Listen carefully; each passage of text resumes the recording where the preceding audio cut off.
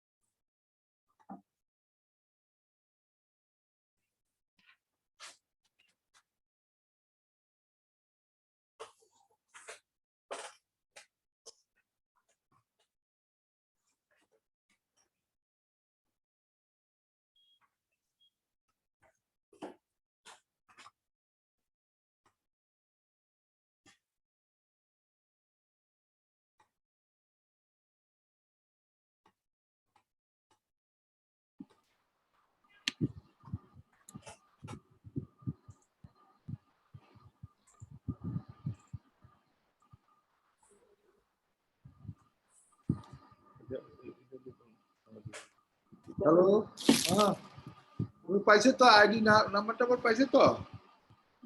হ্যাঁ ঢুকে যাও আস্তে আস্তে।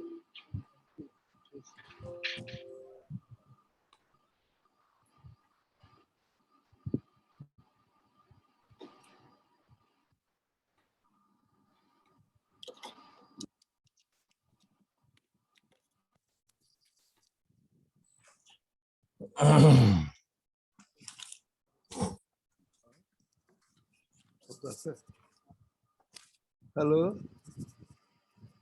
হ্যালো, আসসালামু আলাইকুম আঙ্কেল। আমার কথা শোনা যাচ্ছে? হ্যাঁ যাচ্ছে যাচ্ছে যাচ্ছে। জি জি।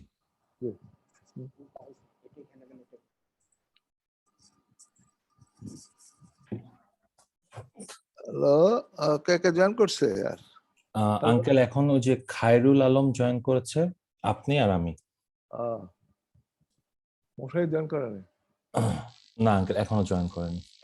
তুমি লিস্ট টিস্ট পাইছো? জি আঙ্কেল, আমি সবকিছু পেয়েছি। হ্যাঁ, ঠিক আছে। সেই হিসাবে ইয়া করে দেবো আর কি। জি জি জি।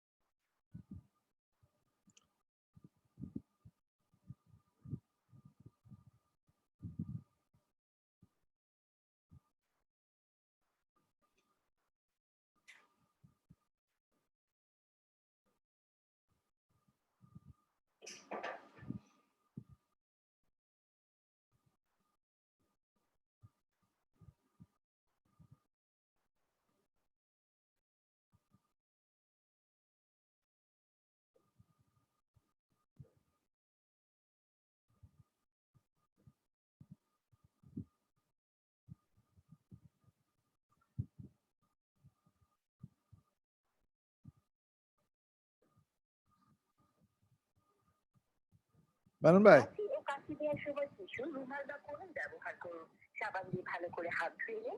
চোখ, নাক ও মুখে হাত দেওয়া থেকে বিরত থাকুন। বিশেষ প্রয়োজনে ফ্রি কল করুন 16263 নম্বরে।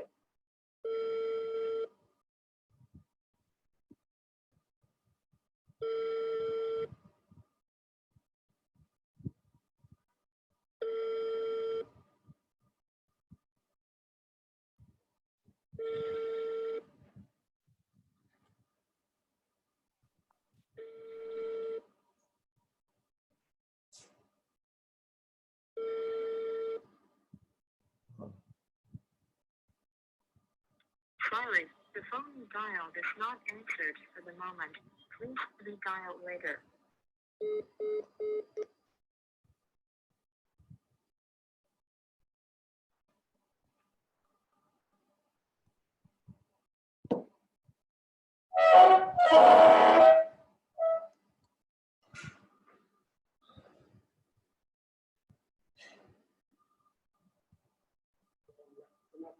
হ্যাঁ না ভালো লাগে এমন।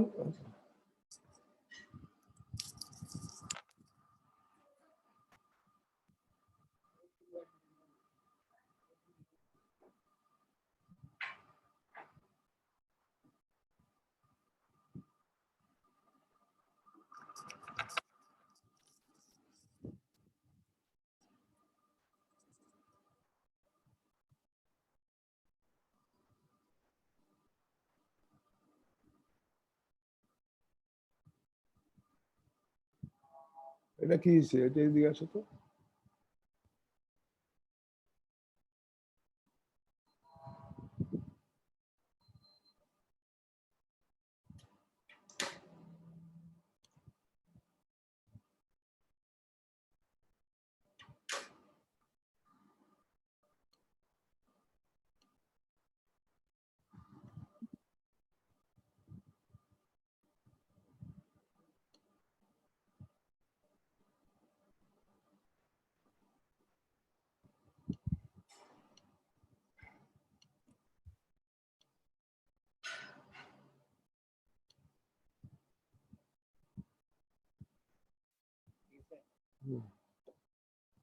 কে কে আসছে?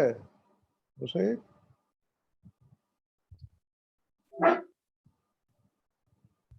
কে কে আসছে? মুশাহিদ,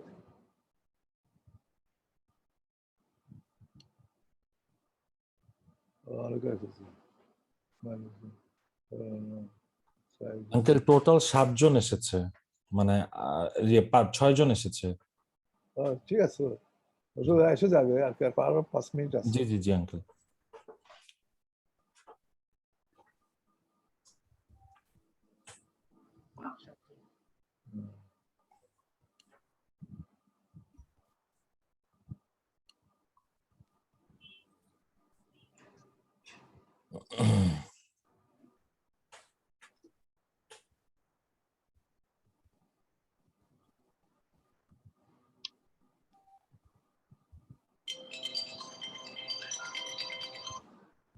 হ্যালো মেনন ভাই, বলো 10টা। কতক্ষণ চলবে? আমি কিন্তু বেশি থাকবো না। না আপনি থাকবেন না, বেশিক্ষণ চলবে না তো, এই 11:30টার মধ্যে শেষ হয়েছে। কে কে আসছে? ও আসছে তো 7-8 জন এসে গেছে, ওই যুব ইউনিয়ন, তারপর যুব জোট, আপনাদের যুব ফ্রন্ট, ছাত্র ফ্রন্ট, এইগুলোর কম্বিনেশন আর কি। ঠিক আছে।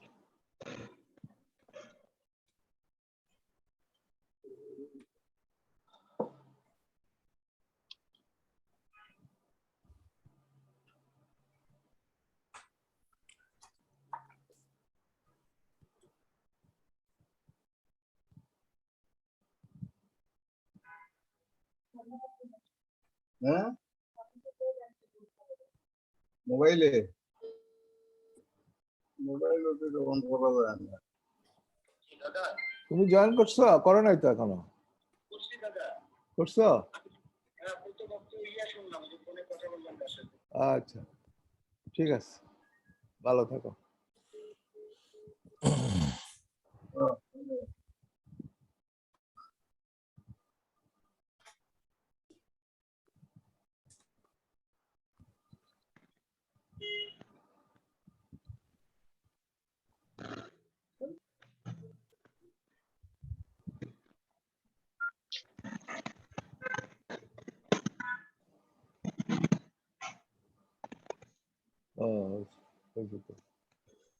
ঠিক আছে।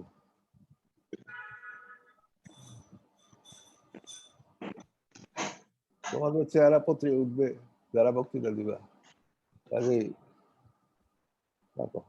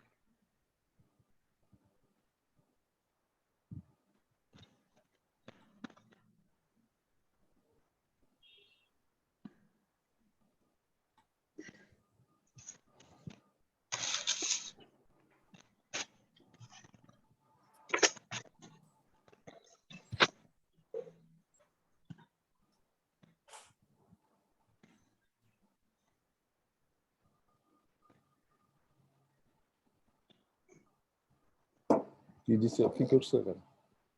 হ্যাঁ, কি করছো? হ্যাঁ,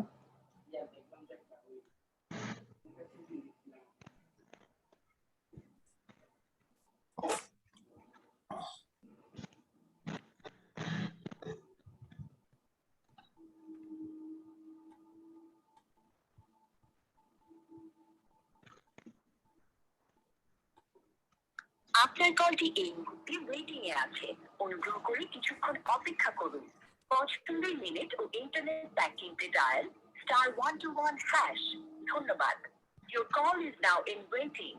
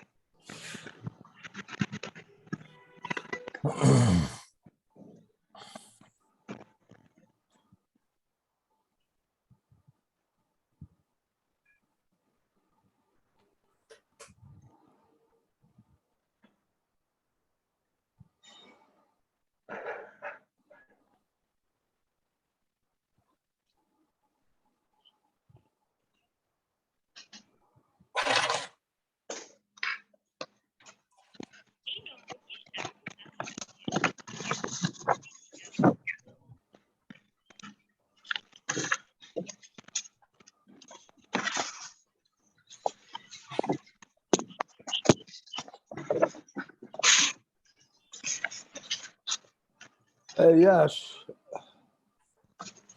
আঙ্কেল, জি আঙ্কেল। তোমার নাম কি? আঙ্কেল আমার নাম তাসিন। ওয়াসিন। জি। আচ্ছা, তাহলে আমরা শুরু করে দিতে পারি। আচ্ছা ঠিক আছে। হ্যাঁ, শোনো, জি জি। আমি আঙ্কেল করলে তুমি রেসপন্স করবে আর কি, অথবা আমার ফোন নাম্বারটা আছে না? আঙ্কেল আমার কাছে তো নেই, আমি একটু লিখে নেই। লেখো 01711 01711 594524। 594524। হ্যাঁ, আমি একটা মিস কল দিচ্ছি।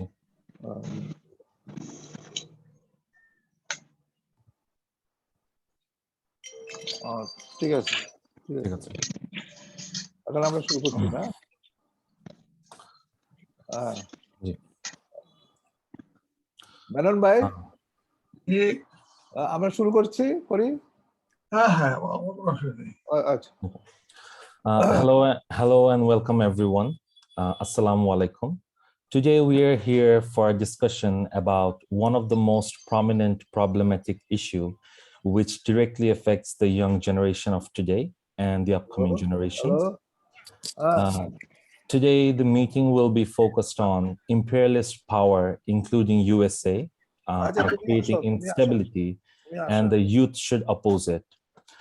Today's chief guest of this meeting is Sir Comrade Rashid Khan Menon MP. He's the president of Workers' Party of Bangladesh and was also the former Minister of Civil Aviation and Tourism. We will also be hearing from the youth and student leaders and also from Zhuang Huan, the Deputy Secretary of Communist Youth League in Jiangxi Province, China. Myself, I'm Tasin Riyasat Alam. I'll be moderating this meeting as a substitute on behalf of ABM Khurshid Alam. This meeting is presided by Bangladesh-China Silk Road Forum's Chairman Sir Dilip Borua, the General Secretary of Communist Party of Bangladesh, and also the former Minister of Ministry of Industries. So I would like to invite Sir Dilip Borua to share his views on this topic. Sir, you may proceed. Bangladesh China silk road ফোরামের উদ্যোগে আজকের এই আহত মহতী অনুষ্ঠানের প্রধান অতিথি জননন্দিত জননেতা comrade Rashed Khan Menon. উপস্থিত আছেন আমাদের দেশের যুব আন্দোলনের অগ্রজ, ছাত্র আন্দোলনের অগ্রজ, বিভিন্ন ছাত্র যুব আন্দোলনের নেতৃবৃন্দ। আমি যুব ইউনিয়ন, যুব মৈত্রী, ছাত্র ইউনিয়ন, ছাত্র মৈত্রী, যুব জোট, তারপর হচ্ছে যে ছাত্রলীগ, তারপর হচ্ছে ছাত্র আন্দোলন, যুব আন্দোলন, এদের সমন্বয়ে যে আমরা একটা এদেরকে দাওয়াত দিয়েছি বাংলাদেশ চায়না সিল্ক রোড ফোরামের উদ্যোগে, যে অতীতে যারা তাদের যে সমস্ত সংগঠনগুলো আমি নাম বলেছি, তাদের অতীতের সাম্রাজ্যবাদ বিরোধী একটা গৌরবোজ্জ্বল ভূমিকা ছিল, এখনো আছে। বিশেষভাবে 60-এর দশকে আজকের যিনি প্রধান অতিথি, তিনি আপনার ডাকসুর ভিপি ছিলেন। তখন আপনার যে ছাত্র মানে সাম্রাজ্যবাদ বিরোধী যে আন্দোলন, ভিয়েতনামের সাম্রাজ্যবাদের যে আগ্রাসী হামলার বিরুদ্ধে সারা বাংলা তদারঞ্জন পূর্ব বাংলায় যে আন্দোলনের জোয়ার সৃষ্টি হয়েছিল, তা এখনো স্বর্ণাক্ষরে লেখিত আছে। বিশেষ তারপরও 70-এর দশকে, 80-র দশকে আমাদের দেশের যুব ছাত্রদের গৌরবোজ্জ্বল সাম্রাজ্যবাদ বিরোধী গৌরবোজ্জ্বল ভূমিকা ছিল, আছে এবং আমরা মনে করি ভবিষ্যতেও থাকবে। এবং সেই জন্য আজকে যে আমরা শুনেছিলাম, লেনিনের একটা কথা আছে, imperialism is the highest form of capitalism. ক্যাপিটালিজমের চূড়ান্ত পর্যায়ে যেটা, সেটা সাম্রাজ্যবাদ হিসাবে আত্মপ্রকাশ করে। এবং সাম্রাজ্যবাদ আজকে যুগের সাথে তাল মিলিয়ে সে বিভিন্ন রকমের তার মেকানিজম ডেভেলপ করেছে, তার নিউ লিবারালিজম ডেভেলপ করেছে, তার টেকনোলজিক্যাল রেভলিউশন ডেভেলপ করেছে। এগুলোর মধ্য দিয়ে তার ক্যাপিটালিজমের যে লংজিভিটিটাকে আরো প্রলম্বিত করতে চায়। আজকে আমরা দেখেন, যখন মিডল ইস্টে যুদ্ধ হয়, তখন অন্যায় যুদ্ধ, এটাও একটা অন্যায় যুদ্ধ, কারণ সাম্রাজ্যবাদের যুদ্ধটা হচ্ছে অন্যায় যুদ্ধ, unjust war. It is not just war, we are against unjust war. সাম্রাজ্যবাদের যে আনজাস্ট ওয়ার মিডল ইস্ট উপর চাপাই দিলে, মিথ্যার উপর বুশ প্রশাসন, রামসফেল্ড বুশ প্রশাসন, ডিক চেনি, এরা ষড়যন্ত্র করে সাদ্দামকে ক্ষমতাচ্যুত করার জন্য, লিবিয়ার গাদ্দাফিকে ক্ষমতাচ্যুত করার জন্য, সিরিয়া থেকে আসাদকে ক্ষমতাচ্যুত করার জন্য তারা একটা ব্লু প্রিন্ট তৈরি করেছিল। এবং সেখানে মিথ্যা অজুহাত দিয়ে ইরাক আক্রমণ করেছিল, সাদ্দামকে উৎখাত করেছিল, তাকে মেরে ফেলা হয়েছে। এবং লিবিয়ার গাদ্দাফিকেও তাই করেছে, কিন্তু রাশিয়ার কারণে আসাদকে পারে নাই। এবং আমাদের যখন মিডল ইস্ট থেকে সাম্রাজ্যবাদ তার পরাজয় গ্লানি নিয়ে ফেরত দিয়েছে, অথবা আফগানিস্তানে থেকেও যখন রাতের অন্ধকারের পলায়ন করেছে সাম্রাজ্যবাদ, তখন সারা বিশ্বে অত অনেকে মনে করেছিল যে সে সাম্রাজ্যবাদ তার যে অবস্থা থেকে সে অনেকটা পট পরিবর্তন করবে। কিন্তু আজ দেখুন যে আপনার ইউক্রেনে যে ঘটনা ঘটছে, এটার পেছনে কিন্তু সমস্ত কিছুর পেছনে ইন্ধনদাতা হচ্ছে সাম্রাজ্যবাদ। তারা যে ইউক্রেনের প্রেসিডেন্টকে তাদের হাতে নিয়ে সে ন্যাটোতে আনার অজুহাত সৃষ্টি করে এমন এক পরিবেশ সৃষ্টি করেছিল, সেই পরিবেশের ফলশ্রুতিতে আজকে এই ধরনের একটা যুদ্ধ সৃষ্টি হয়েছিল।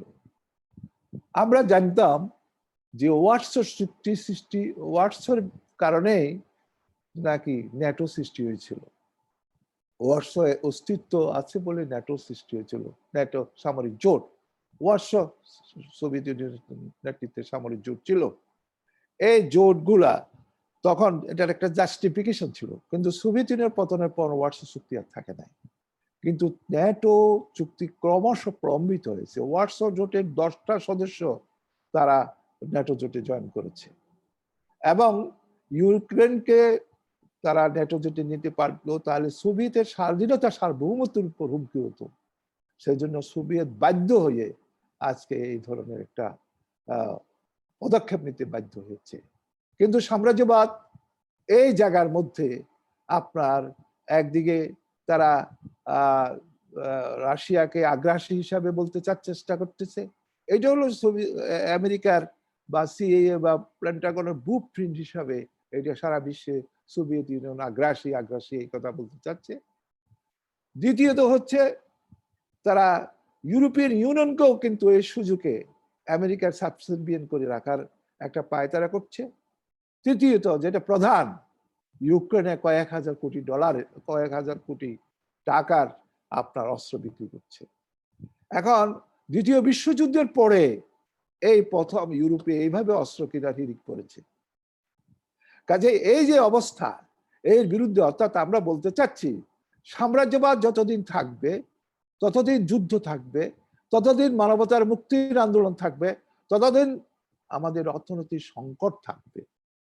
আজকে ইউক্রেন যুদ্ধের অজুহাতে তার যে ভয়াবহ অর্থনৈতিক অবস্থা এখন যেটা আছে, ভবিষ্যতে আরো এটা তীব্র নেতিবাচক প্রভাব পড়বে, দ্রব্যমূল্য বাড়বে, মানুষ ক্রয় ক্ষমতার মধ্যে থাকবে না, বেকারত্ব সৃষ্টি হবে, এই সমস্ত জিনিসগুলো হবে।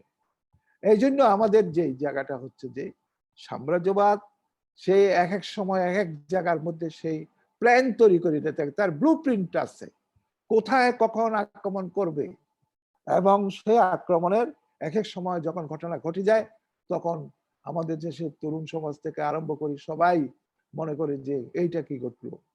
তো কাজে আজকে যে কথাটা বলছি, আমার মনে হচ্ছে যে আমাদের বাংলাদেশের যে ঐতিহ্য আছে, ছাত্র সমাজের যুব সমাজের যে সাম্রাজ্যবাদ বিরোধিতা করার 1971 সালে আমাদের মুক্তিযুদ্ধের সময়ও কিন্তু সাম্রাজ্যবাদীরা বিরোধিতা করেছিল, প্রত্যক্ষভাবে বিরোধিতা করেছে এবং প্লেট দিয়ে বিরোধিতা করেছিল। আজকে তাই আমাদের এই যুব সমাজ তারা হয়তো মনে করে যে আমেরিকার গেলে যেমন সমস্ত কিছু মানে সব কিছু সেটেল হয়ে যাবে, মহান মুক্তি ঘটবে, বিষয়টা এরকম নয়। আমেরিকা সারা বিশ্ব থেকে লুণ্ঠন করে, আমার দেশেও লুণ্ঠিত টাকারা আমেরিকাতে জমা রাখা হয়। বিশ্বের সমস্ত স্বৈরশাসক যারা দুর্নীতিবাজ দুর্নীতিগ্রস্ত সবাই কিন্তু আমেরিকা গিয়ে তাদের সম্পদগুলোকে অক্ষুণ্ণ রাখতে চেষ্টা করে, এটা তো আমেরিকা লাভ হয়। কাজে আজকে আমাদের তরুণ সমাজকে, ছাত্র সমাজকে যে জিনিসটা আমরা বলতে চাচ্ছি যে আমাদের দেশে তারা ইয়া করতে চায়, ওর নাম কি যায়, আমেরিকা কিন্তু বিভিন্ন রকম কায়দা করে সুযোগ সুবিধা দেওয়ার আড়ালে, আমেরিকার কথা আছে আমেরিকা যাদের বন্ধু তাদের শত্রুর অভাব হয় না। আমেরিকা কোনো দেশকে স্বাবলম্বী করে দেয় নাই, বরঞ্চ ওই দেশের শোষণ লুণ্ঠন হয়েছে আফ্রো-এশিয়া, ল্যাটিন আমেরিকা সর্বত্র। আজকে দেখুন আমেরিকা আমার দেশের সরকারের উপর চাপ সৃষ্টি করতে চাচ্ছে, সে চাপ হচ্ছে সেন্ট মার্টিনে তারা সামরিক ঘাঁটি করতে চায়। সেই জন্য বিভিন্ন রকম আপনার অজুহাত সৃষ্টি করেছে, এমনকি র্যাবের উপর যে তারা 7 জন র্যাব অফিসারের উপর যে সরকারের, এটার একটা অংশ, চাপের অংশ এটা, এবং আরো ভবিষ্যতে আরো কত রকম চাপ সৃষ্টি করতে পারে। সেই জন্য যারা আমরা বাংলাদেশের স্বাধীনতার সার্বভৌমত্ব বিশ্বাসী, যারা আমরা এই দেশের স্বাধীনতা সংগ্রামের অতন্দ্রী প্রহরী হিসেবে ছিলাম, আমাদের জাতির জনক বঙ্গবন্ধু শেখ মুজিবুর রহমান মুক্তিযুদ্ধকে নেতৃত্ব দিয়েছিলেন, সেই নেতৃত্বের মূল উদ্দেশ্যটা হচ্ছে আমাদের জনগণের মুক্তির লক্ষ্যে শোষণ মুক্তি সমাজ ব্যবস্থা কায়েম করার জন্য। কিন্তু বাংলাদেশে শোষণ মুক্তির সমাজ ব্যবস্থার লক্ষণ এখন সুদূর পরাহত। সাম্রাজ্যবাদ বিরোধী সংগ্রাম না করলে, লুটেরা পুঁজিবাদের বিরুদ্ধে সংগ্রাম সৃষ্টি না করলে আমাদের সেই মুক্তির স্বাদ আমরা পাবো না।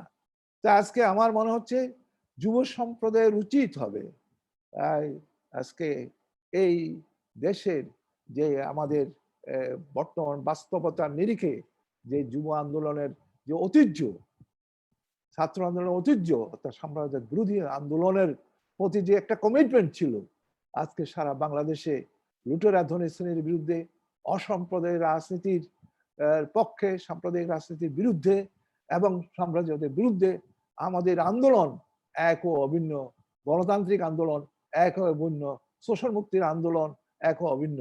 কাজে আজকে আমরা আমাদের লক্ষ্যে, অর্থাৎ সেই লক্ষ্যে যুব আন্দোলন বা যুব সম্প্রদায়কে, ছাত্র হোক, যুব হোক, এই সমস্ত শক্তিগুলাকে আমাদের আবার নতুন করে জাগ্রত হতে হবে।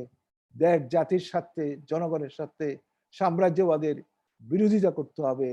আমি প্রারম্ভিক এই কথা বলে আপনাদের যারা এখানে আলোচক আছেন সবাইকে আশা করি আপনারা আপনাদের সুচিন্তিত বিমত দিয়ে আমাদের এই আলোচনা সভাকে সমৃদ্ধ করবেন, এই আশাবাদ ব্যক্ত করে আমার বক্তব্য এখানে শেষ করছি। ধন্যবাদ আপনাদের সকলকে। আঙ্কেল বলো।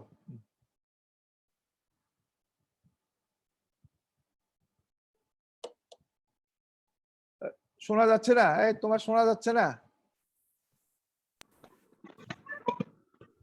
So we have heard from Sir Dilip Burra some wonderful words, and now we would like to proceed our meeting with Saidul Islam.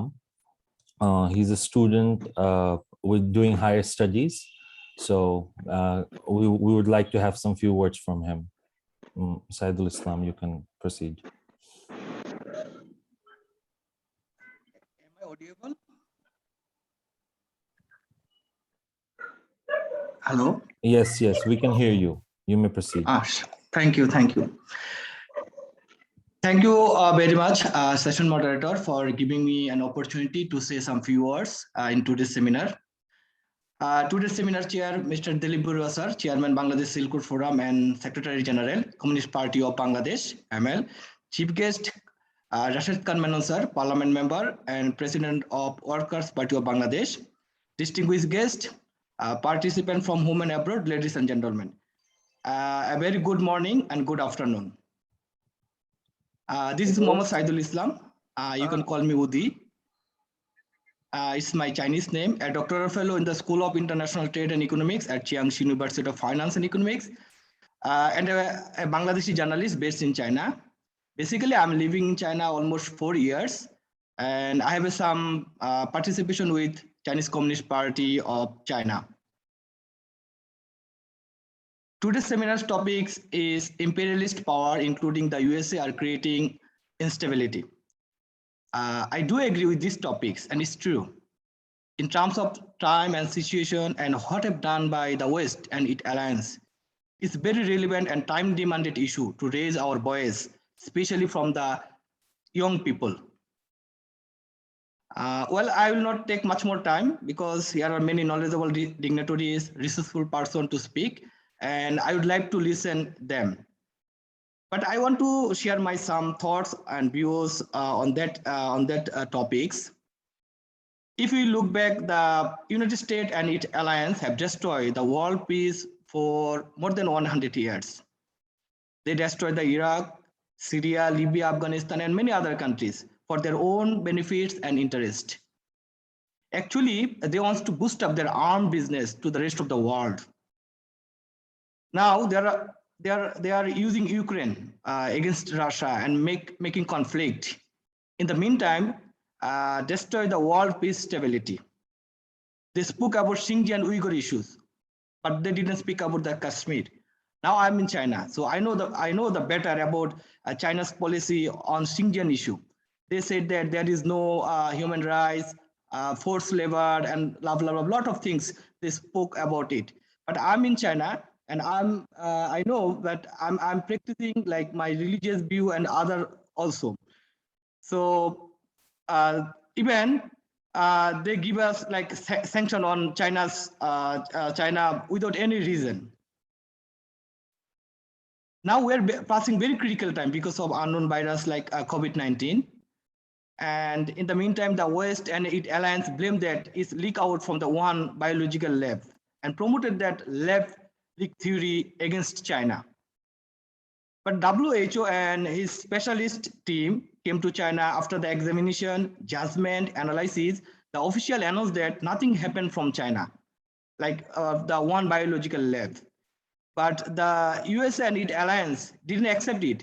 Now, after the conflict and between the Ukraine and Russia, in the international media, we found that the USA is conducting more than 300 biological labs to make James weapon. Is their nature and I think their character. So I think it's our high time to come forward and raise our voice against imperialist power. And thank you very much, Silk Road Forum, for organizing this seminar and invited me. Thank you, everyone. So we also heard some wonderful words from Saidul Islam. He was a student doing higher studies in China. And now we would like to invite Yunus Sikdar, the president of Bangladesh Chhatra Andolon. And I would like him to speak few words in this meeting. Thank you. Thank you for speaking. Imperialist power, including USA, are creating instability. You should oppose it. আজকের এই web সেমিনারে সম্মানিত সভাপতি Bangladesh China ফোরামের সম্মানিত chairman,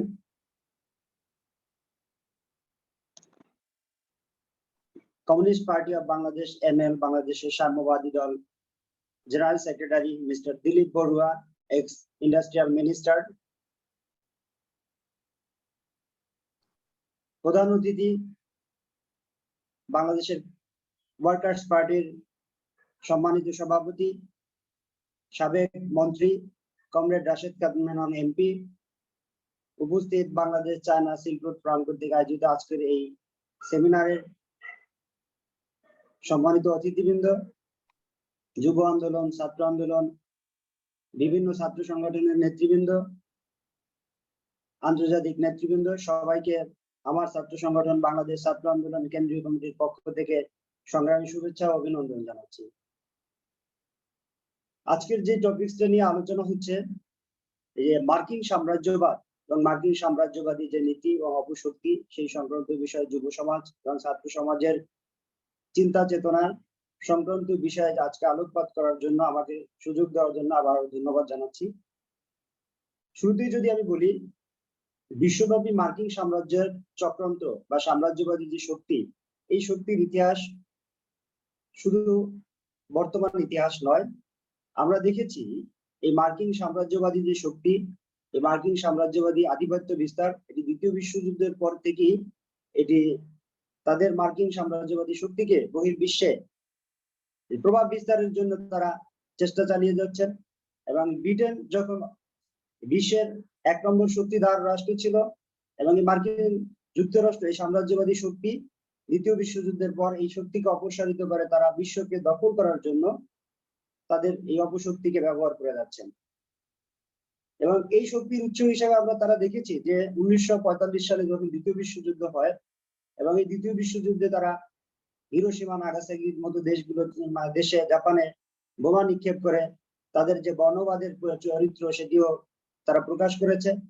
এবং তারা সেই সময় জার্মানিতে বোমা নিক্ষেপ না করে তারা বর্ণবাদের মাধ্যমে এই জাপানে তারা আক্রমণ চালিয়েছিল। তাদের শুধু আক্রমণ এই জাপান কেন্দ্রিকই নয়, পরবর্তীতে আমরা দেখতে পাই দ্বিতীয় বিশ্বযুদ্ধের পরে সারা বিশ্বে মার্কিন সাম্রাজ্যবাদী যে আধিপত্য বিস্তারের যে প্রভাব, তারা দেশে দেশে এটি বিশেষত তৃতীয় বিশ্বের দেশগুলোর উপরে আক্রমণ তারা চালিয়ে যাচ্ছে।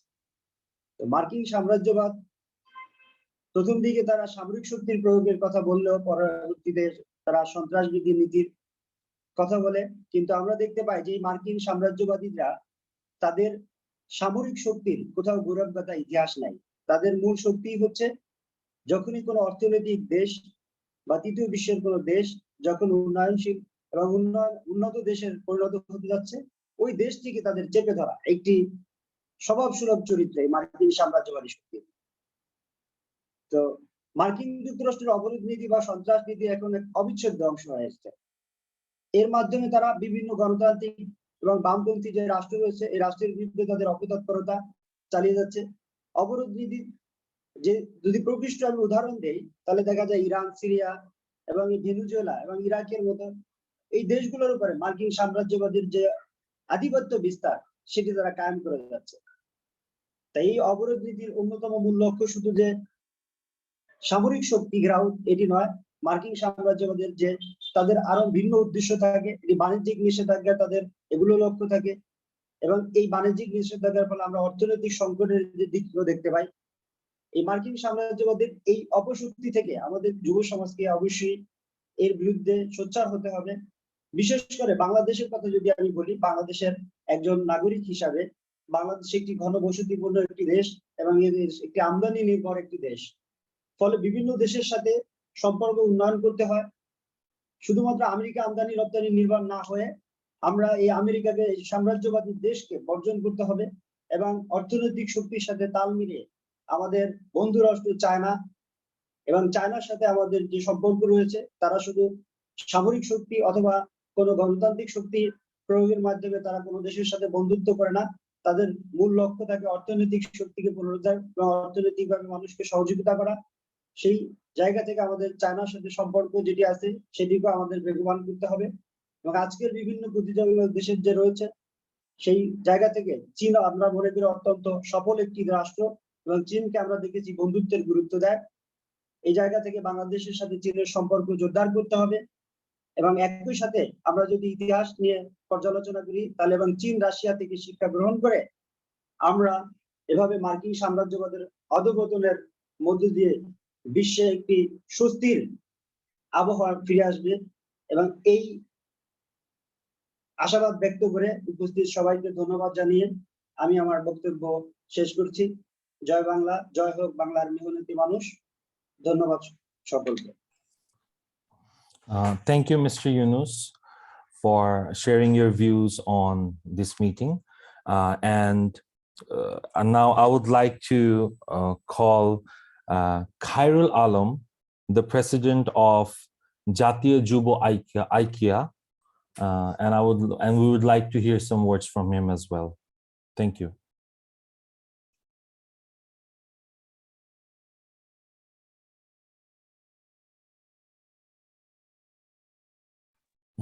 Khairul Alam, yeah. Hello. Yes, we can hear you. Hello. Hello. Yes, we can hear you. You may proceed. আজকের যে সেমিনারের আয়োজন করেছে আয়োজক সংস্থা সম্মানিত সভাপতি comrade Dilip Barua, general secretary বাংলাদেশের কমিউনিস্ট পার্টি ML, আজকের এই সেমিনারের প্রধান অতিথি বাংলাদেশের কিংবদন্তি নেতা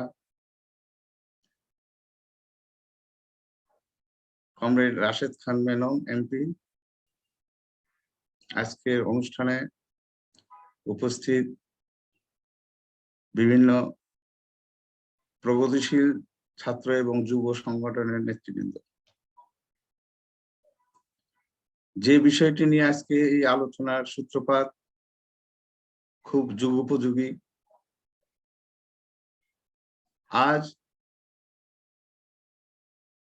যুক্তরাষ্ট্রের যে আগ্রাসী মনোভাব, এটা নতুন কিছু নয়। অতীতে মধ্যপ্রাচ্যের বিভিন্ন দেশে তাদের কৌশল, সেই কৌশল প্রয়োগের মাধ্যমে তাদের যে সাম্রাজ্যবাদী মনোভাব তা লালন করে চলছে। ইতিপূর্বে কমরেড দিলীপ বড়ুয়া তার স্বাগত বক্তব্যে বলেছেন, ওয়ারশ চুক্তির এগেনস্টেই ন্যাটো চুক্তির আবির্ভাব।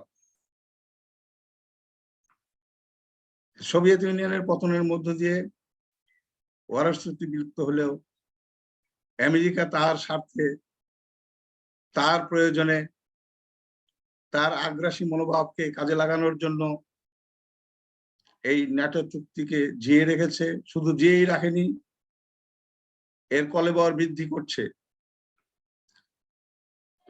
আমেরিকান যুক্তরাষ্ট্রের যে চিরপ্রতিদ্বন্দ্বী রাশিয়া, সেই রাশিয়াকে রাজনৈতিক মোকাবেলা করার জন্য রাশিয়ার চারপাশে যে দেশগুলো আছে সেই সব দেশগুলোকে তারা ন্যাটোভুক্ত করছে। এই ন্যাটোভুক্ত করার মধ্য দিয়ে তাদের যে আগ্রাসী মনোভাব সেইটাই কার্যকরী করবে এবং সেটা করে চলেছে। এই জন্যেই আমি মনে করি আমাদের দেশের ছাত্র যুব সংগঠন তাদেরকে সোচ্চার হতে হবে। আমেরিকা যে প্রত্যক্ষ পরোক্ষভাবে তাদের সাম্রাজ্যবাদী যে চিন্তা চেতনার কলবর বৃদ্ধি করে চলেছে, আগ্রাসী মনোভাব সকল সময়ে জাগ্রত রেখেছে, সেই জন্য আমি মনে করি এই আমেরিকাকে, এই যুক্তরাষ্ট্রের যে এদের সরকার চেঞ্জ হয়, কখনো রিপাবলিক আসে, কখনো ডেমোক্রেট আসে, কিন্তু তাদের যে আগ্রাসী মনোভাব সেটা সব সময় একই থাকে। এদেশের মুক্তিযুদ্ধের সময় তাদের যে ভূমিকা এদেশের মানুষ সবাই জানে। সম্প্রতি আমাদের দেশে গণতান্ত্রিক সরকার তাদের যে উন্নয়নের যে কাজ চালিয়ে যাচ্ছে, এটাতে তারা নাখোশ হয়ে এদেশে জঙ্গিবাদ বিরোধী যে অ্যাক্টিভিটিস চালিয়ে যাচ্ছে সরকার, সার্থকতা এনেছে।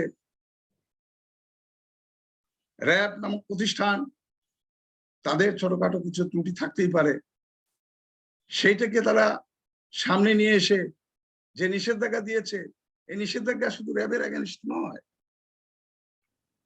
তারা যে সাম্রাজ্যবাদ চিন্তা লালন করছে, ইউক্রেনের উপর যে চাপিয়ে দিয়েছে, ন্যাটো সদস্য হওয়ার যে মূলা ঝুলিয়ে দিয়েছে, এবং সেই ক্ষেত্রে রাশিয়া তার নিজের সিকিউরিটির জন্য তাদের যে ভূমিকা নিয়েছে, এই জিনিসটা খোলামেলা ভাবে আমার মনে হয় আমাদের দেশের প্রগতিশীল ছাত্র যুব সংগঠনের ভাবা দরকার। আমেরিকা চাচ্ছে ন্যাটো দরকার আছে, ন্যাটোর দরকার বোঝানোর জন্যই কলা কৌশল প্রয়োগ করে এই ন্যাটো সম্প্রসারণের যে আলোচনা চলছে, সেক্ষেত্রে রাশিয়াকে বাধ্য করছে ইউক্রেনের উপর ঝাঁপিয়ে পড়ার। সেক্ষেত্রে আমেরিকা বুঝাতে চাচ্ছে যে এই রাশিয়ার এই আক্রমণই প্রমাণ করছে যে ন্যাটোর দরকার আছে, কিন্তু প্রকৃত অর্থে ন্যাটোর কোনো দরকার নেই। এখন পৃথিবীতে উন্নয়ন, বিভিন্ন দেশে দেশে উন্নয়ন চলছে।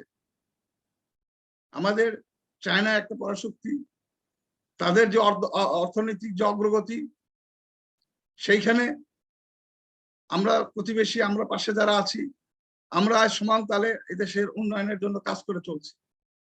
সেইখানে এই যুদ্ধের নামে, এই অস্ত্র বিক্রির নামে এই ব্যবসা বাণিজ্যের তো দরকার নেই। সেখানে আমেরিকা তাদের যে আগ্রাসী মনোভাব চালিয়ে যাচ্ছে, এই রাশিয়া দ্বারা ইউক্রেনের যে আক্রমণ, এটা পরোক্ষভাবে আমেরিকায় এই পরিবেশটা তৈরি করে দিয়েছে, বিশ্বকে বোঝাতে চায় যে ন্যাটোর প্রয়োজন আছে। এই জন্যে আমি মনে করি সম্প্রতি এই যুদ্ধের ক্ষেত্রে চায়না, ভারত, বাংলাদেশের যে ভূমিকা,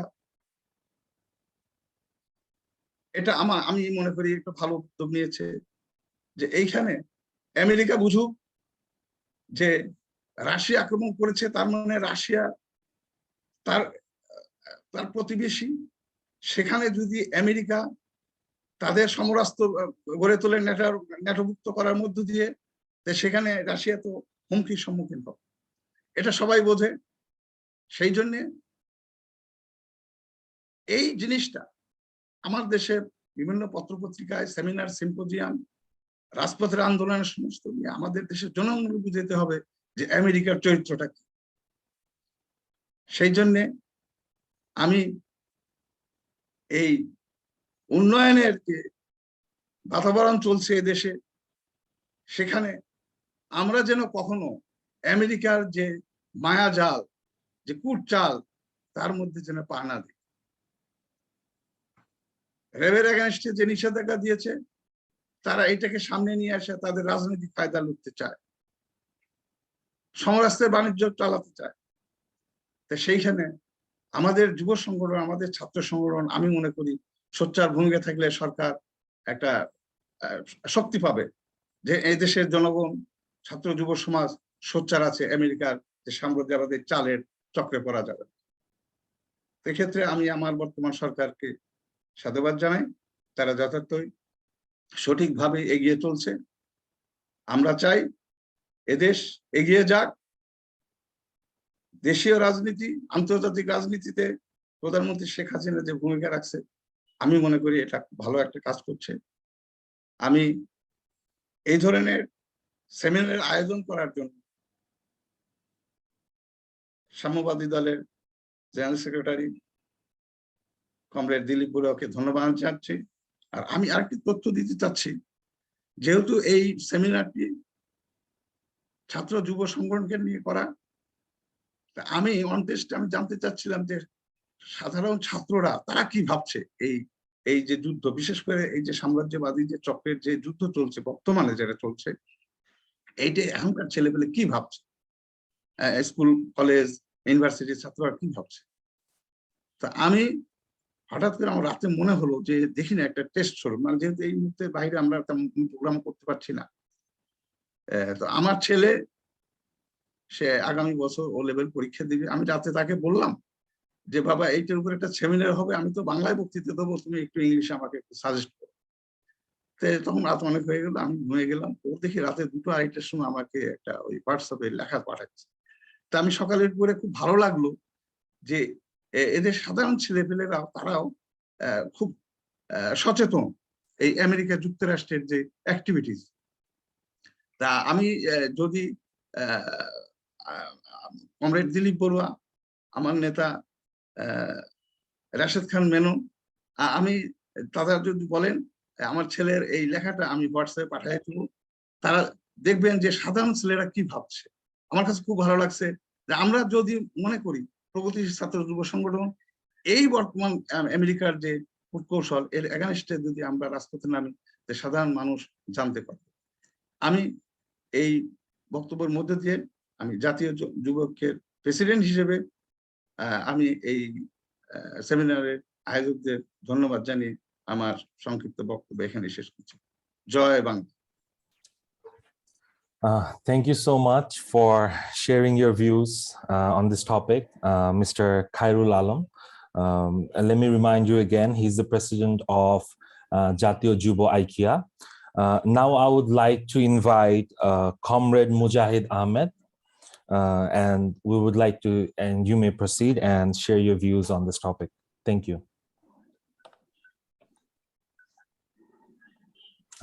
Yeah, thank you. We can hear you. Bangladesh China silk route forum আয়োজিত আজকের এই সেমিনারে সম্মানিত সভাপতি কমরেড দিলীপ বড়ুয়া, প্রাক্তন মন্ত্রী, বাংলাদেশ চায়না সিল্ক রুট ফোরামের চেয়ারম্যান এবং বাংলাদেশের সমবায় দল এমএলএ সংগ্রামী সাধারণ সম্পাদক, এবং উপস্থিত বাংলাদেশের ওয়ার্কার্স পার্টির সভাপতি, দেশের বামপন্থী আন্দোলনের অন্যতম পুরোধা নেতা, প্রাক্তন মন্ত্রী, জননেতা কমরেড রাশেদ খান মেনন, উপস্থিত ছাত্র যুব নেতৃবৃন্দ এবং বাংলাদেশ চায়না সিল্ক ফোরামের মহাসচিব জনাব খুরশিদ আলম, বাংলাদেশ যুব আন্দোলনের পক্ষ থেকে এই আয়োজক সহ সকলকে অভিনন্দন জানাই।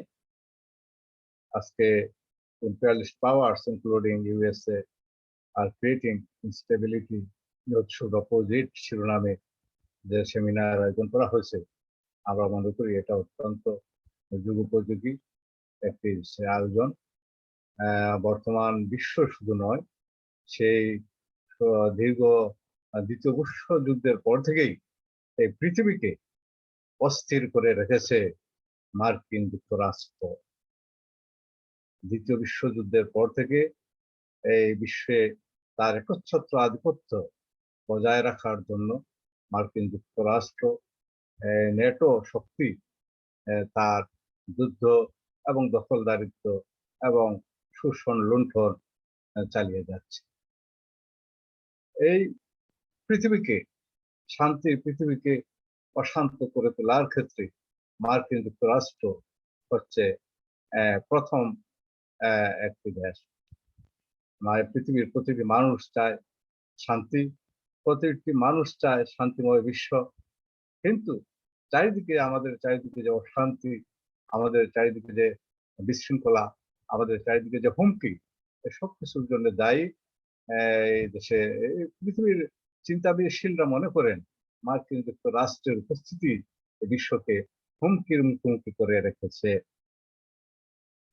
আজকে সে মার্কিন যুক্তরাষ্ট্র পুঁজিবাদী বিশ্বের অন্যতম নেতা যারা, বিশেষ করে নেটোকে যারা নেতৃত্ব দেন, তারা তাদের পলিটিক্যাল রিজিম, বিশেষ করে যেটাকে বলা যায় তাদের পলিটিক্যাল হেজিমনি বাস্তবায়ন করার জন্য তারা বিভিন্ন দেশ তারা দখল করে নেয়। এই কাজগুলো তারা অহরহ করে যাচ্ছেন। এটা আমরা সাম্প্রতিক কালের দিকে যদি তাকাই, এই এক দশকের দিকে, তাহলে আমরা দেখব ইরাককে কিভাবে দখল করা হয়েছিল।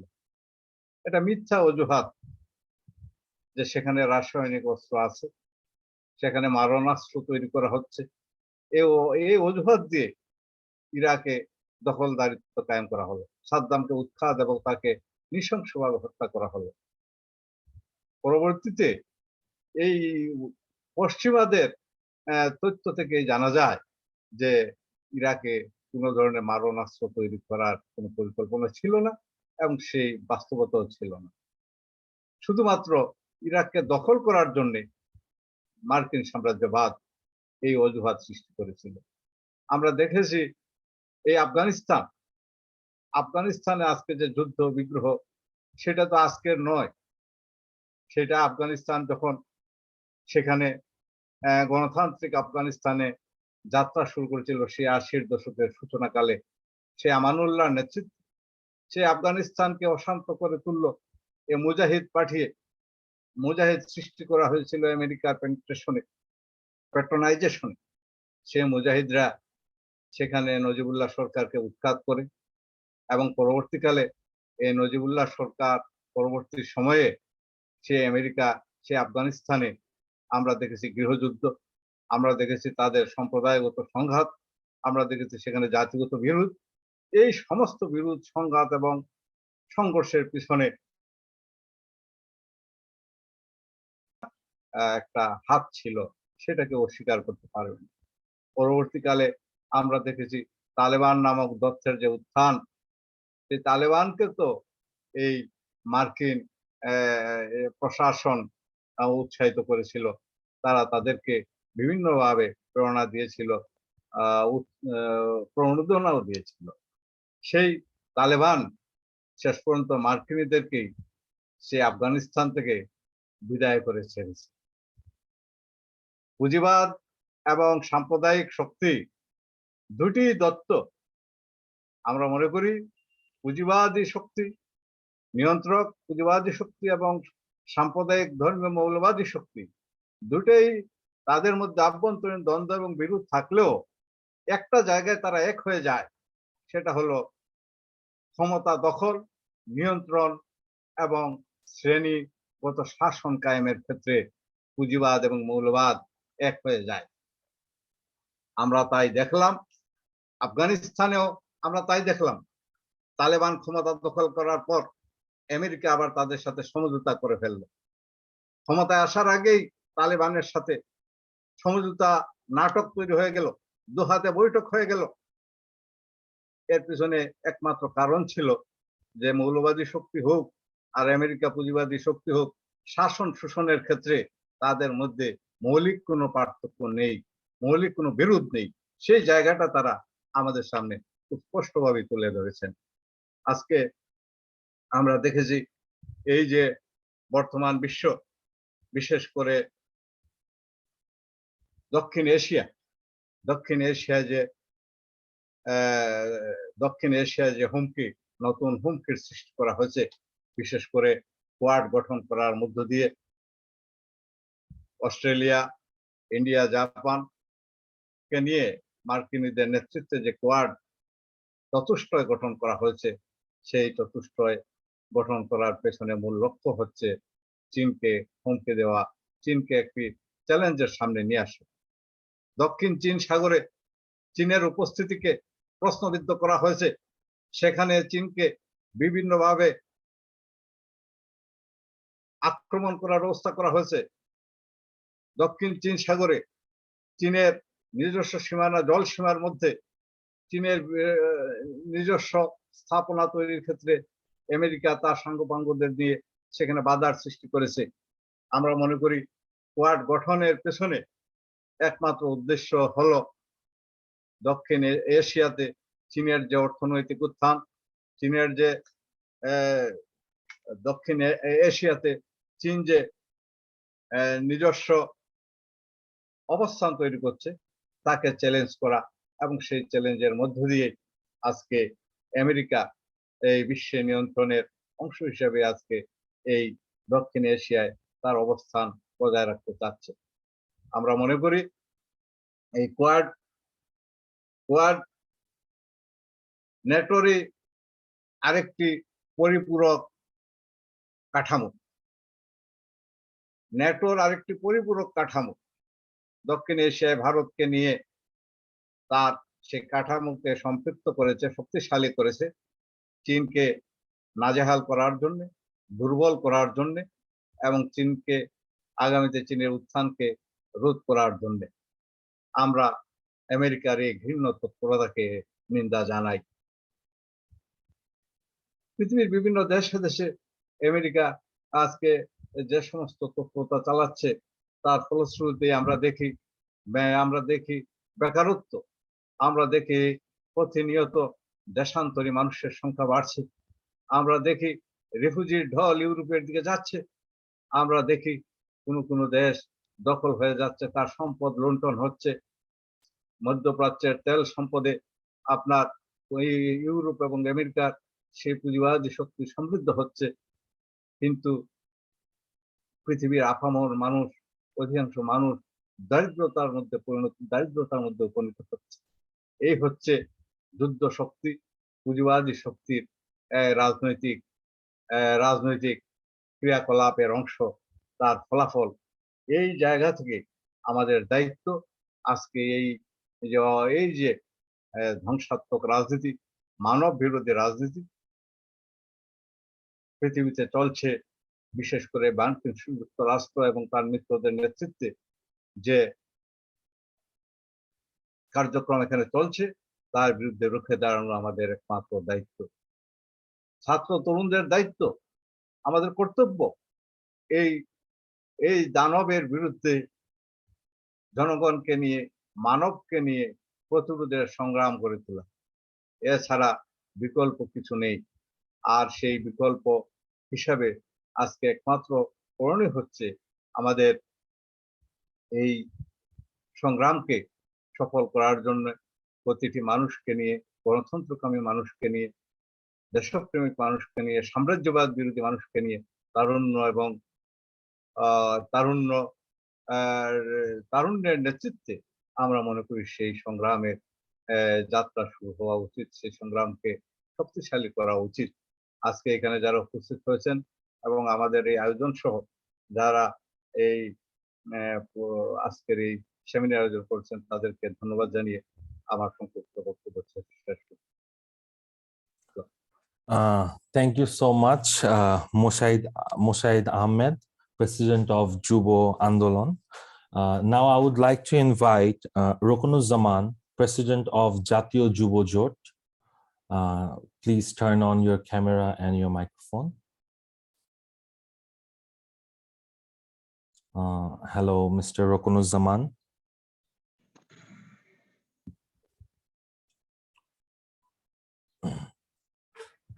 I think we are not being able to connect with him. He didn't even reply the messages I sent to him.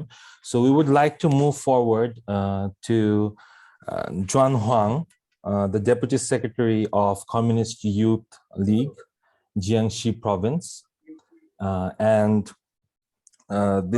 she's the international speaker over here.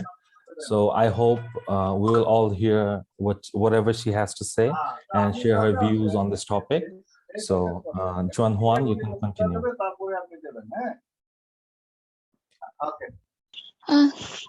Good morning and good afternoon, everyone.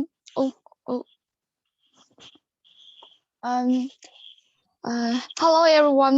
My name is Juan Huang, and my English name is Diana. And my major is international finance. So I have some connection with Woody. So I'm so glad and honored to be invited here to speak on behalf of my organization. And about this topic, we all know that the United States is intensifying the Russo-Ukraine war, but don't be fooled by the military counterfeiting. From the all-over perspective of the game between the United States and Russia, the combat is actually divided into 5 levels. Ignoring any level may lead to disastrous consequences. Military is only the surface layout. Capital war and the currency war are more important battlefields. And as international finance students, I pay more attention to the finance and economics. So, the fundamental support of United States economy is the status of the U.S. dollar as a world trade settlement currency, and that position began to be threatened by the euro. Since October 2020, major changes have taken place in the international payment market, with the euro occupying more part of the market than the US dollar. The euro threatens the supremacy of the US dollar, and now we know why Britain leaves the European Union. Before Brexit, Britain assessed the pound's special presence. The best way for the United States and Britain to fight against the euro is to have a major war on the continent, and then the euro will depreciate. We have been analyzing the hegemony and the imperialism of the United States, which is a system interlinked and supporting each other.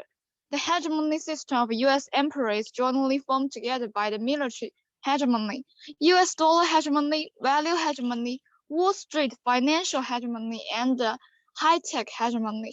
Throughout the combat system, power for Russia is battered heavily by the United States, and how Americans treat European countries.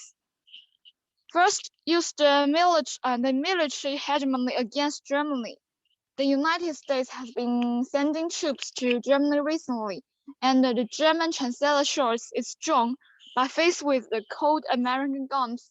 And Germany officially announced the cancellation of the examination of the Nord Stream 2 gas pipeline, which is a sign of German surrender to the American hegemony. Second, use high-tech hegemony against France, which wants to be independent most. American weapons technology is better than France. Once France trades arms with other countries, America will loot arms ore. After being stabbed 3 times, the French finally realized that they should not irritate the top power. Although Macron and Putin have a friendly relationship, France eventually participated in the sanction against Russia. Third, use value hegemony against the fragmented European Union. Members of the European Union don't agree with the uniform European value. Instead, they are using American values.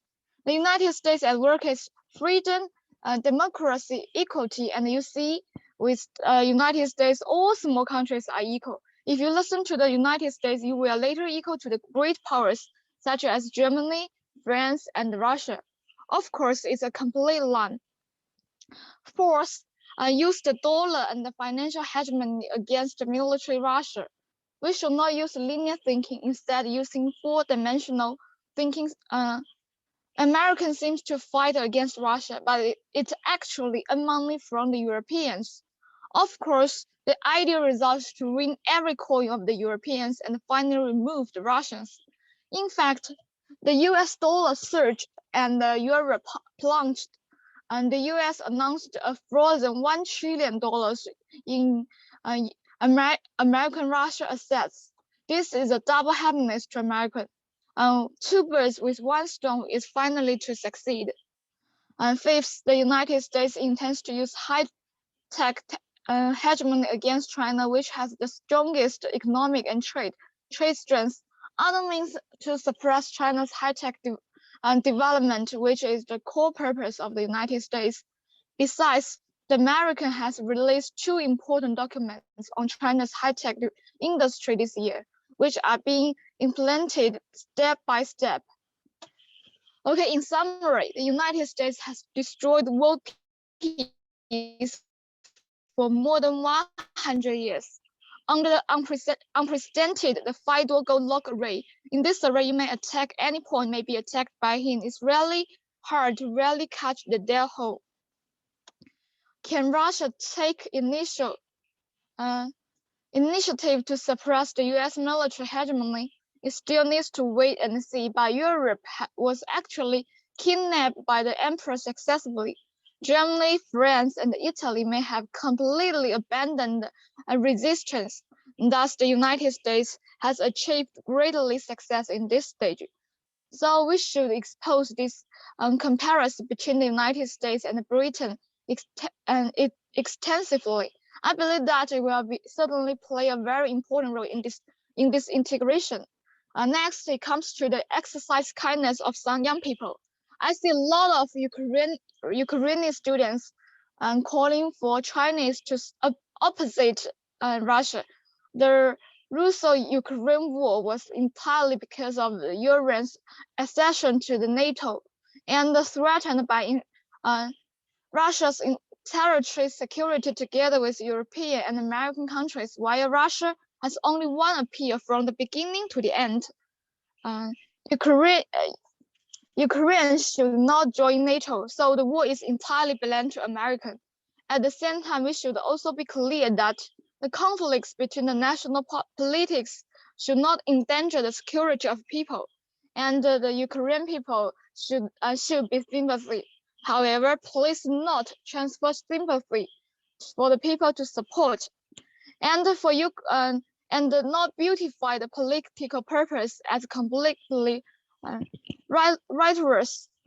However, we cannot go to the other extreme and over advocating the war.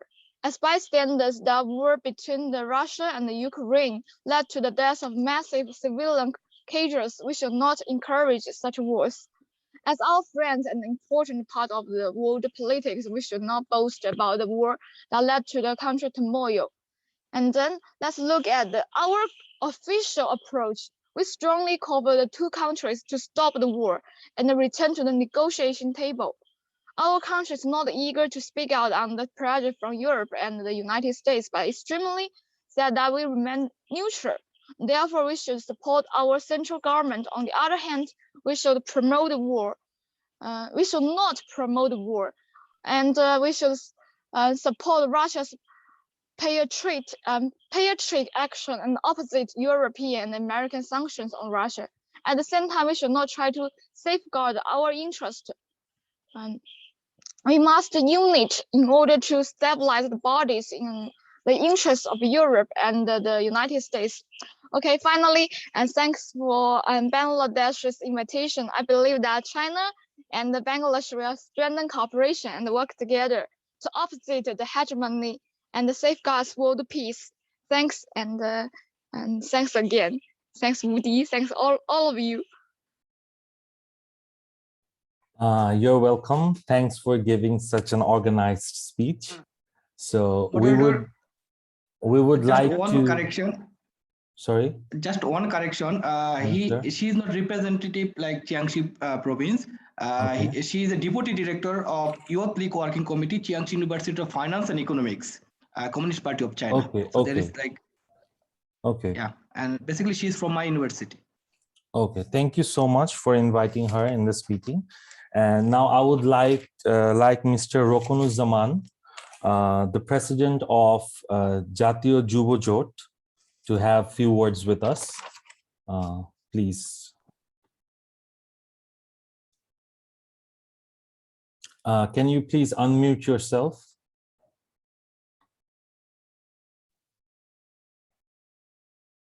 Uncle, unmute korte hobe.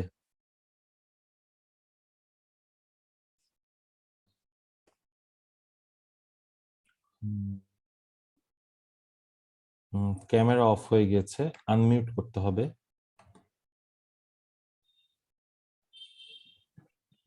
SMS দেওয়া হোক তাকে, SMS unmute করতে হবে। আমি message দিয়েছি।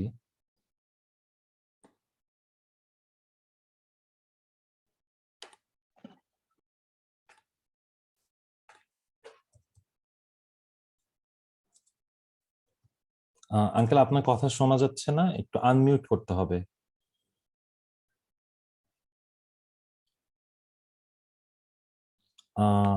Uncle কথা শোনা যাচ্ছে না, রুকনুজ্জামান আঙ্কেল, আনমিউট করতে হবে। ওখানে একটা অপশন আছে, হ্যাঁ জি এবার শোনা যাচ্ছে। Hello. G. Thank you very much. I am Rokunujjaman Rokon, President National Youth Alliance, that is Jatiyo Jubo Jot. Dear Chairperson, distinguished guests, and honorable participants of the seminar, please take my great salute on behalf of our organization, Jatiyo Jubo Jot, that is National Youth Alliance. We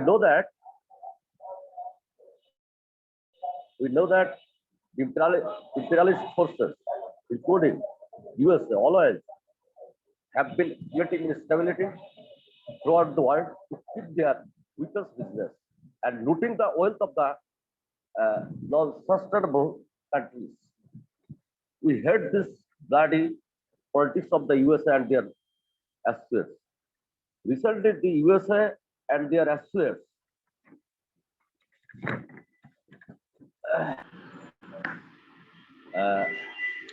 are responsible for the war between the Russia and the Ukraine. On the other hand, all the African countries of the world have been looted by the US. Those countries and the US is looting the mineral wealth, mineral resources, mineral wealth under the supervision of UN forces. It is my proposal that please call a youth and students summit in Beijing in the middle of this year, and also instruct all the progressive and democratic youth and students organization of the world raise the voice against the imperialism from their own countries, and then the final summit should be commencement in Beijing. Now we can tell that US and NATO is still standing Cold War mentality. They are trying to enforce their hegemony over the world. Their main statistic is trade war. Eastern world expansion of NATO is a clear move for enforcing their hegemony to not only Eastern Europe but to Asia as a whole. It is my proposal, please keep their eye and their initiatives for connectivity above politics, geopolitical, and trade war. Recently, our great leader, Xi Jinping, has participated in the meeting with Joe Biden, and His Excellency, his proposal is very good. I want to remember all the participants. His proposal is the business priority is to keep the dialogue and negotiation going above civilization casualties, prevent a humanitarian crisis, and cease hostilities as soon as possible. An enduring solution would be for major countries to respect each other, reject the Cold War mentality, refrain from controversy, and build step by step a balanced, effective, and sustainable security architecture for the region and for the world. We should follow this decision. We should follow this decision and try to make the world as a peaceful and prosperous world. And our great leader Xi Jinping, his attitude to loving the peoples of the world should be free from war, free from poverty, and free from terrorism, and free from fundamentalism. I hope that from this seminar we can take good decision how to face the imperialist forces, including America, what they are doing now and in future. We have to prevent them. We have to prevent them, and we have to serve the people of the peaceful people of the world. And the state proposal, all the democratic and progressive youths should raise the voice against the imperialist forces,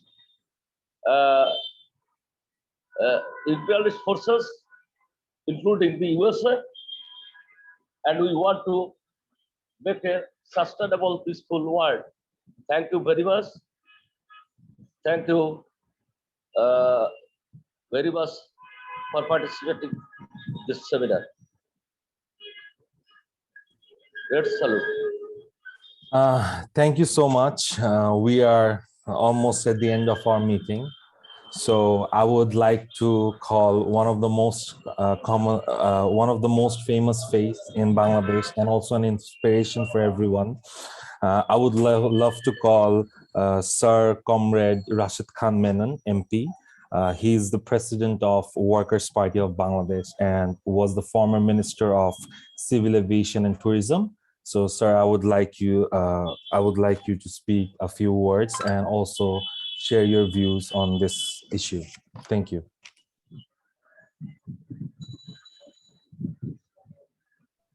Can you please unmute?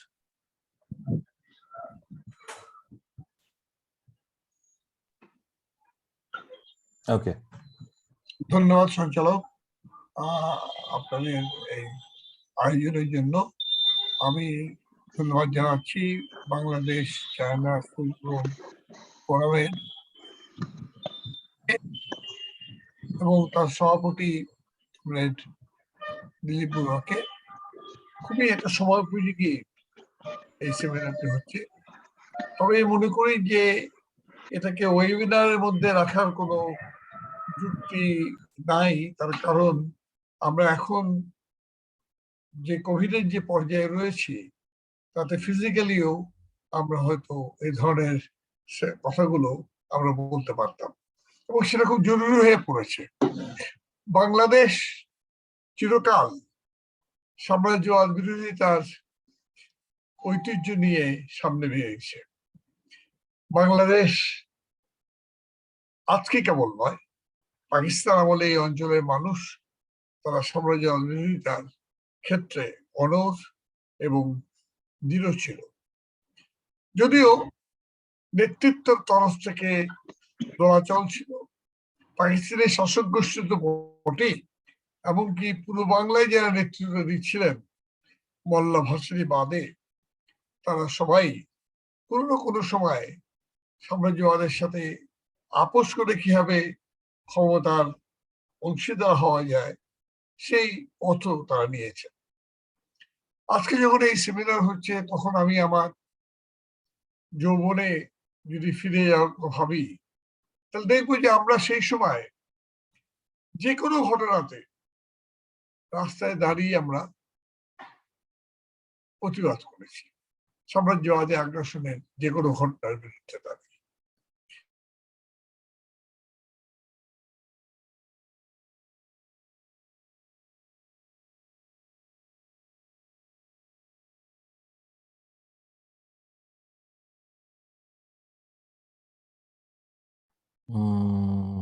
I think his net connection went weak.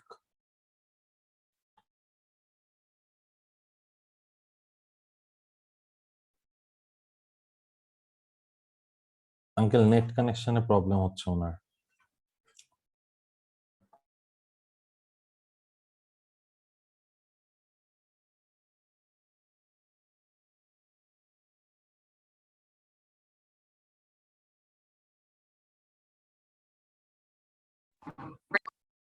I'm sorry, আমি খুব দুঃখিত যে connection off হয়ে গিয়েছিল। যে স্মৃতিসৌধ এখনো মধ্যে দাঁড়িয়ে আছে সাম্রাজ্যবাদ বিরোধী লড়াইয়ের একটি স্মারক হিসেবে। সুয়েজ ক্যানেলের বিরুদ্ধে যখন ইংলো মার্কিন সাম্রাজ্যবাদ তারা যৌথভাবে হামলে পড়েছিল, সেই সময় দেশের ছাত্র তরুণরাই মাঠে নেমেছিল। এবং আপনাদের হয়তো স্মরণ থাকতে পারে যে এখানে যে ব্রিটিশ হাই কমিশন ছিল এবং ব্রিটিশ যে লাইব্রেরিটি ছিল সেই লাইব্রেরিটিকে পুড়িয়ে দেওয়া হয়েছিল। আমরা যদি ভিয়েতনাম বিরোধী লড়াইয়ের বিভিন্ন সেই সময়গুলোর কথা মনে করি তাহলে ইউএস এম্বাসির সামনে, ইউএস তখন এম্বাসি ছিল না, ইউএসএস এর সামনে নিয়মিত এই বিক্ষোভগুলো হতো।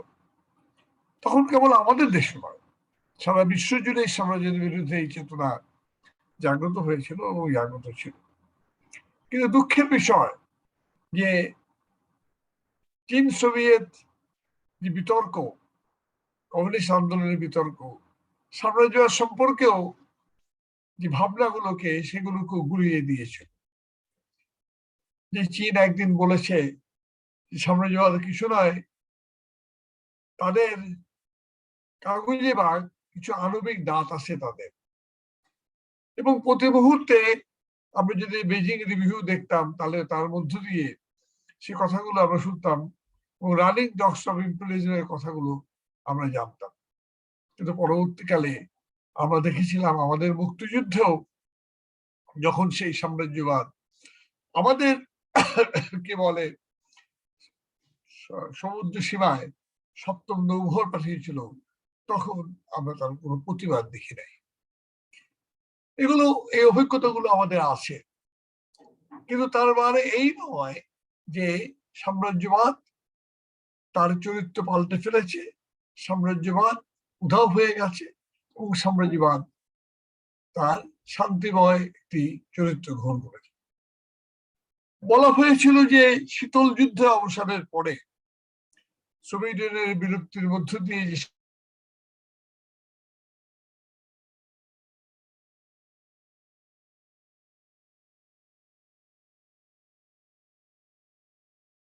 শান্তির সময় বিরাজ করবে।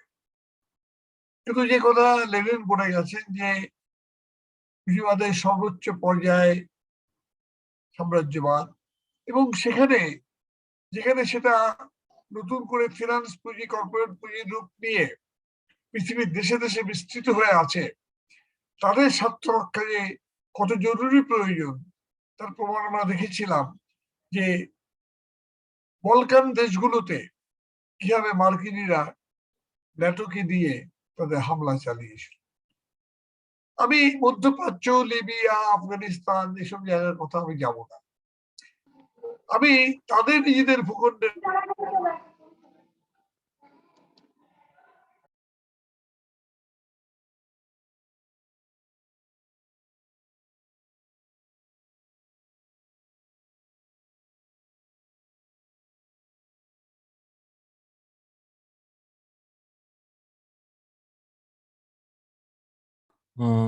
I think his connection is a bit unstable, so we let us wait for him to rejoin.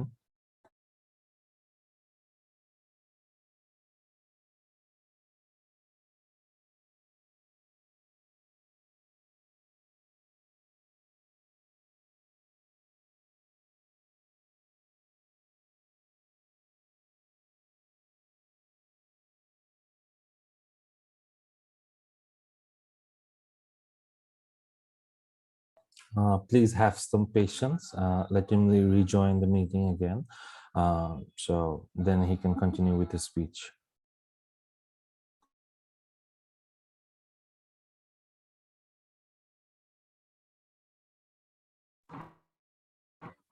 আমি দুঃখিত, বারবার করে ইন্টারনেট ঝামেলা করছে। আমি তাই খুব অল্প কথা মধ্যে শেষ করতে চাই, কারণ আমাদের এই অঞ্চলে ইন্টারনেট বেশ ঝামেলা করে থাকে। যাই হোক, ন্যাটোর পুতুল হিসেবে সেদিন কাজ করেছিল এবং শেষ পর্যন্ত ন্যাটোর পরিকল্পনা অনুসারে সেটা বিস্তৃত হয়েছে পূর্ব ইউরোপ পর্যন্ত। পূর্ব ইউরোপের দেশগুলো ক্রমাগত ন্যাটোর অধিভুক্ত হয়েছে। আজকে যে ইউরোপের যে সংকট, ইউক্রেন রাশিয়ার যে যুদ্ধ, এরও প্রধান কারণ এই ন্যাটোর সম্প্রসারণ। যদি ন্যাটোর সম্প্রসারণের প্রচেষ্টা যে না হতো তাহলে হয়তো এই যুদ্ধ হতো না।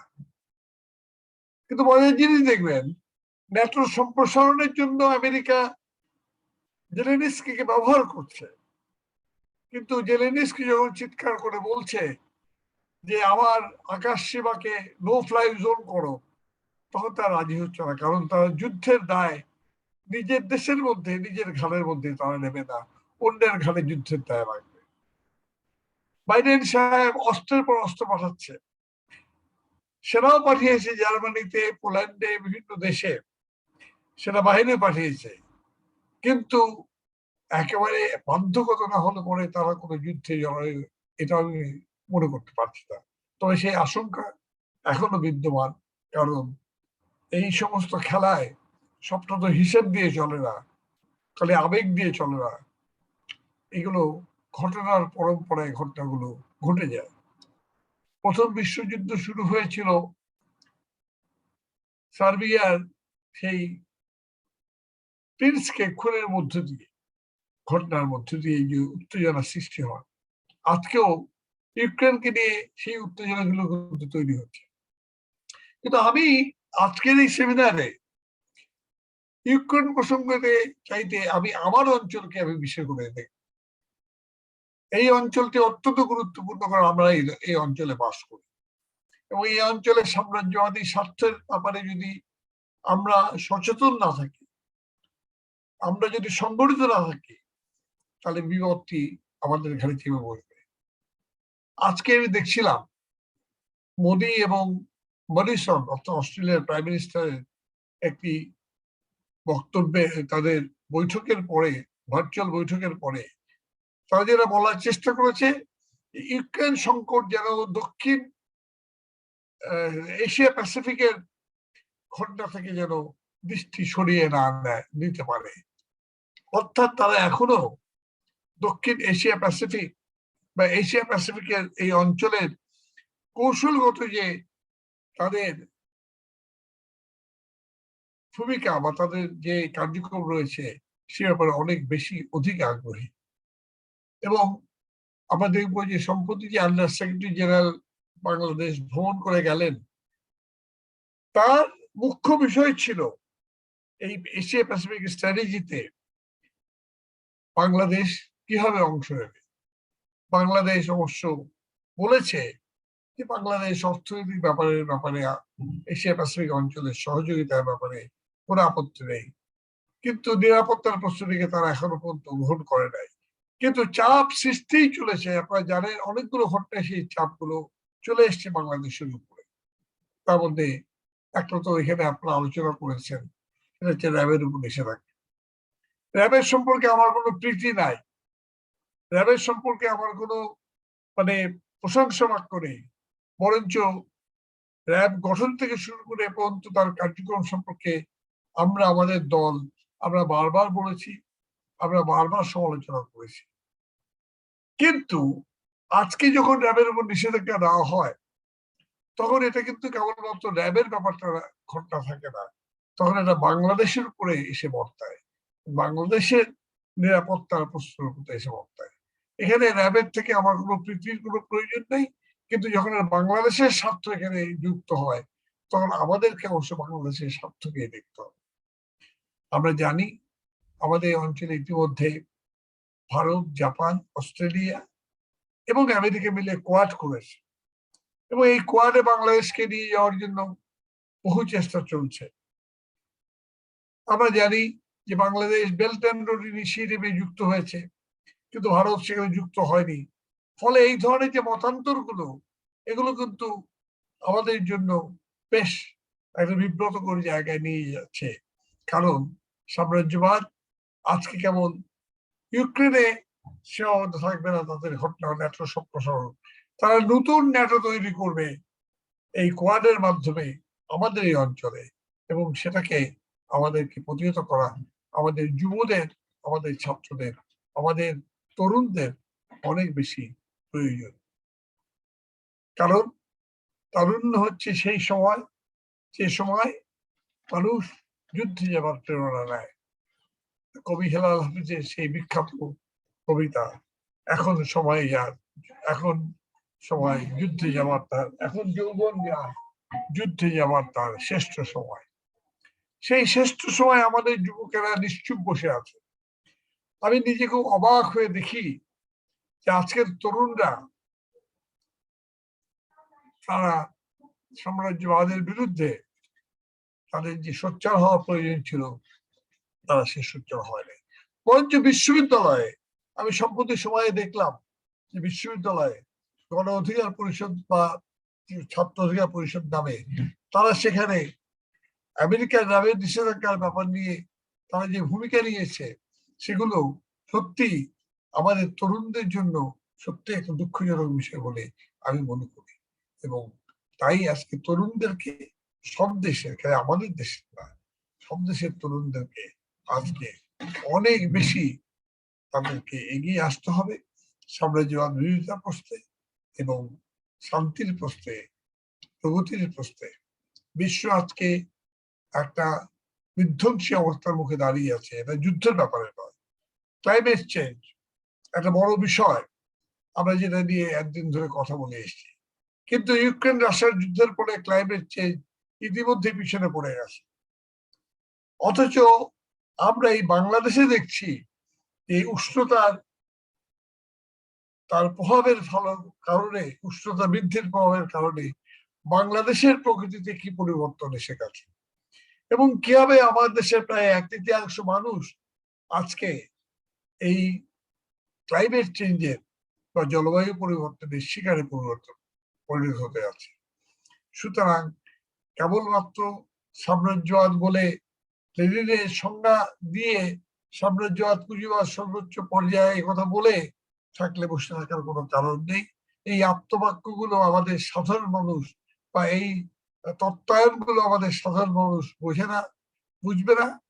আমাদেরকে চোখে আঙ্গুল দিয়ে দেখিয়ে দিতে হবে যে সাম্রাজ্যবাদ আমাদের বন্ধু নয়, তারা পৃথিবীটাকে অশান্ত করে তুলেছে এবং এই অশান্তির মধ্য দিয়ে তারা তাদের যুদ্ধাস্ত্র বিক্রি করে কোভিড-19 অর্থনৈতিক ক্ষতিটাকে পূরণ করার চেষ্টা করেছে অলরেডি। ইতিমধ্যেই তারা কোটি কোটি ডলারের কে বলে অস্ত্র তারা বিক্রি করে ফেলেছে, আরো অস্ত্র তারা বিক্রি করবে।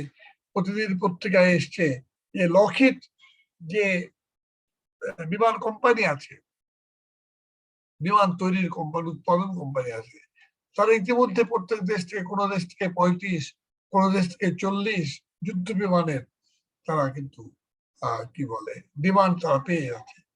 সুতরাং তাদের অস্ত্র বিক্রির প্রয়োজনে যুদ্ধ, তাদের অর্থনৈতিক পুনর্বিন্যাসের জন্য যুদ্ধ, এবং এই পুঁজিবাদী সংকটে তারা তাদের যে প্রভাবের বলয়গুলোকে ভাগ বাটোয়ারা করে নিতে চায়, তার থেকে এই যুদ্ধ। এখানে ইউক্রেনের জনগণের কোনো স্বার্থ নেই। ইউক্রেনের সাধারণ মানুষ একটি বিভীষিকাময় জীবন যাপন করছে। আমরা এই ধরনের জীবন যাপন আমরাও দেখেছি। অতএব আমরা যুদ্ধ চাই না, আমরা শান্তি চাই। কিন্তু সেই শান্তি আনতে হলে পরে সাম্রাজ্যবাদের বিরুদ্ধে আমাদের যুব ছাত্রদেরকে, আমাদের যুব মানুষকে, আমাদের তরুণদেরকে আরো অনেক বেশি প্রস্তুত হয়ে এগোতে হবে। আপনাদের সকলকে আমার তরফ থেকে আন্তরিক ধন্যবাদ। Thank you so much, Sir Comrade Rashid Khan Menon MP, for sharing your views on this issue. I would like, so we invited a lot of youth leaders and youth and student leaders. I would like to mention the names who couldn't join the meeting. So Qazi Abdul Mottaleb Jewel, President of Bangladesh Chhatra Moitri, then Fayezullah, President of Bangladesh Chhatra Union, Shabab Ali Collins, President of Jubo Moitri, Hafiz Adnan Riyad, President of Jubo Union, Rashidul Haq Nuni, President of Bangladesh Chhatra League Jashod. They are the participants who couldn't join, but they were on our list of the speakers, the youth leaders. And I myself, I am a former student of Ningbo University, and I have worked as a lecturer in Yunnan Gongshang Dashwe. So it's actually a concern for us students as well, because we are recently seeing the changes happening in the Western world and how this is affecting our country as well, and also our generation. And we have seen the issues of how USA was cornering us by playing the Xinjiang card. And I hope things will be better in the future. And now I would like to invite Sir Dilip Borua, the chairman of this forum, Bangladesh China Silk Road. And I would like him to conclude this meeting. And thank you so much, everyone, for participating. This will be the end of my speech. Thank you so much. Sir, you can speak.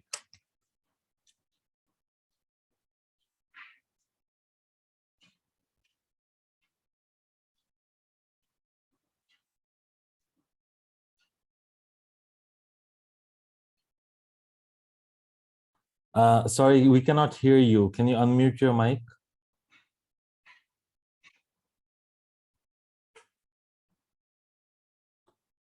Can you unmute? Yeah, now it's okay. যে ইতিমধ্যে যে সমস্ত আমাদের মাননীয় প্রধান অতিথি সহ যারা বক্তব্য দিয়েছেন, বিশেষভাবে গণচীন থেকে যুব প্রতিনিধি হিসেবে যে প্রতিনিধি বক্তব্য দিয়েছেন, তাদের সকলের বক্তব্যের মধ্য দিয়ে একটা জিনিস ফুটে উঠেছে, আমাদের দেশে এমনকি চীনের জন্য, চীনের অস্তিত্বের জন্য সাম্রাজ্যবাদ হচ্ছে যে প্রধান দুশ্মন।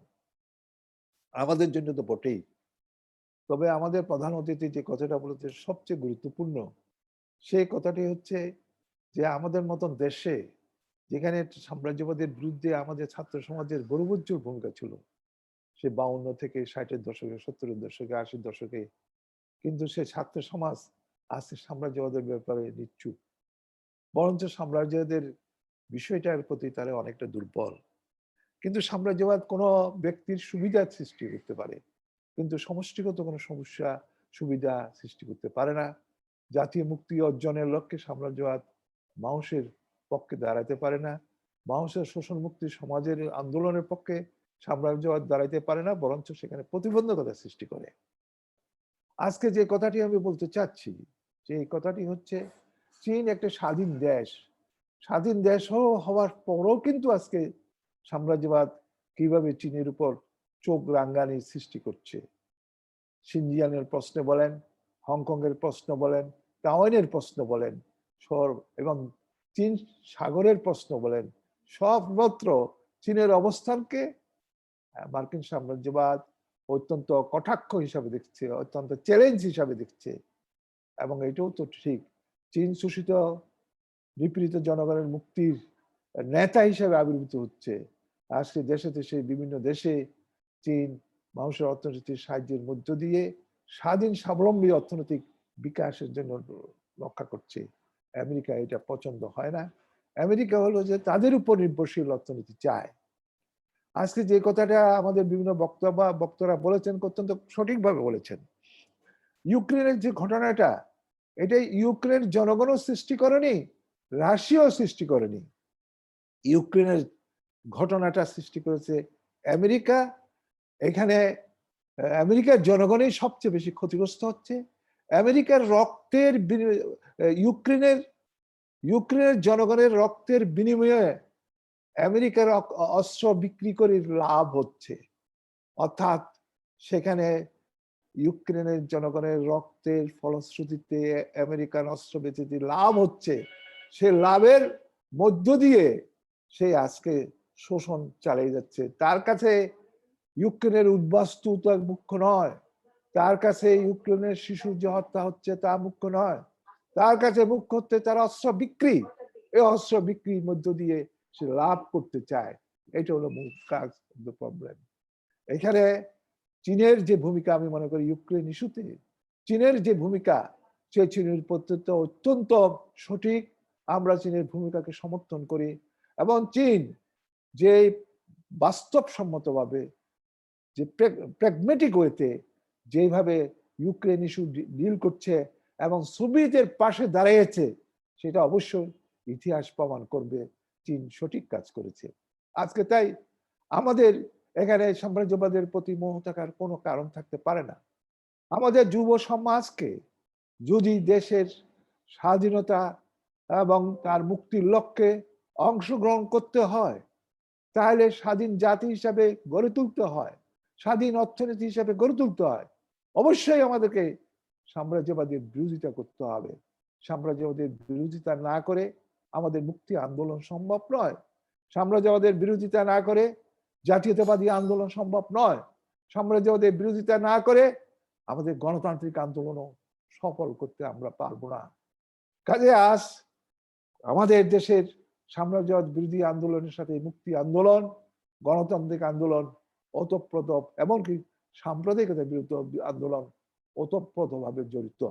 আজ তাই আমরা যে কথাটা বলতে চাই, আমাদের চীনা বন্ধু তাত্ত্বিকভাবে, ওই তাত্ত্বিক এবং গভীরভাবে যে তার ফাইন্যান্স ক্যাপিটাল থেকে আরম্ভ করে ডলার ডিপ্লোমেসি থেকে আরম্ভ করে যে কথাগুলো বলেছেন, আমি মনে করি এটা অত্যন্ত প্রাসঙ্গিক এবং আজকে বিশ্বকে আমেরিকা এইভাবে নিয়ন্ত্রণ করতে চায়। তবে আমরা যেমন চীনের জনগণ, চীনা communist party comrade Xi Jinping নেতৃত্বে তারা আজকে মোটামুটি এই শত্রুর বিরুদ্ধে সজাগ রয়েছে, তেমনি ভাবে বাংলাদেশও আজকে আমাদেরকেও এই যুব শক্তিকে সাম্রাজ্যবাদের বিরুদ্ধে আমাদের সজাগ থাকতে হবে, নাহলে আমাদের জাতীয় স্বাধীনতা মুক্তির আকাঙ্ক্ষা আজকের বাস্তব রূপ লাভ করবে না। আমরা অবশ্যই বলতে চাই দেশ আমাদের ছোট হতে পারে, কিন্তু আমরা কোনো অবস্থায় যে আপনাদের সেন্ট মার্টিনে আমাদের মার্কিন সাম্রাজ্যবাদের ঘাঁটি করতে আমরা দেব না, আমরা কোনো অবস্থায় দেব না। ইউক্রেনের পরে আমেরিকার টার্গেট যাতে দক্ষিণ এশিয়া না হয়, আজকে সেই জন্য আমাদের সবাইকে সজাগ থাকতে হবে। এবং আজকে প্র্যাকটিক্যালি আমরা যদি সজাগ থাকি, তাহলে সাম্রাজ্যবাদ তার যে ইউক্রেনের পরে এটাকে ট্রান্সফার করা, যেমন মধ্যপ্রাচ্য থেকে ইউক্রেন থেকে আবার এটা যাতে দক্ষিণ এশিয়া ট্রান্সফার করতে না পারে, সেই জন্য আমাদেরকে সজাগ দৃষ্টি থাকতে হবে। এই জন্য আমাদের যুব শক্তিগুলাকে আরো বেশি ঐক্যবদ্ধ, আরো বেশি যুব জনগণের সাথে সম্পৃক্ত করে অগ্রসর যদি হই, তাহলে আমাদের সফলতা লাভ করতে পারবো। এই কথা বলে যারা অংশগ্রহণ করেছেন, বিশেষ আমাদের প্রধান অতিথি বেজিং থেকে যে প্রতিনিধি অংশগ্রহণ করেছেন এবং আমাদের যুব আন্দোলন এবং ছাত্র আন্দোলনের যুব নেতৃবৃন্দ, ছাত্র নেতৃবৃন্দ জয়েন করেছেন, তাদের সকলকে প্রতি আমাদের বাংলাদেশ চায়না সার্কুলের পক্ষ থেকে আমি আন্তরিকভাবে অভিনন্দন জানাচ্ছি। এবং যিনি সঞ্চালক অত্যন্ত সুন্দরভাবে সঞ্চালনা করেছে বলেও তার প্রতি কৃতজ্ঞতা জানিয়ে আজকের সবার সমাপ্তি ঘোষণা করছি। ধন্যবাদ আপনাদের সকলকে।